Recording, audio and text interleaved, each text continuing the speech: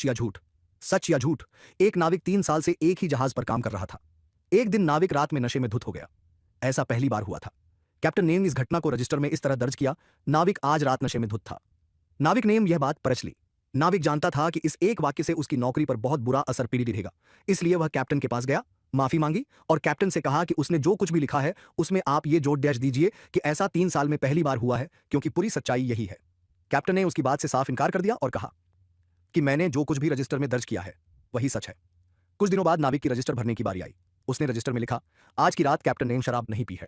Captain ने इसे पढ़ा और नाविक से कहा कि इस वाक्य को आप या तो बदल दें अथवा पूरी बात लिखने के लिए आगे कुछ और लिखें, क्योंकि जो लिखा गया था उससे जाहिर होता था कि कैप्टन हर रोज रात को शराब पीता था। नाविक ने कैप्टन से कहा कि उसने जो कुछ भी रजिस्टर में लिखा है वही सच है। दोनों बातें सही हैं, लेकिन दोनों से जो संदेश मिलता है वह झूठ के समान है।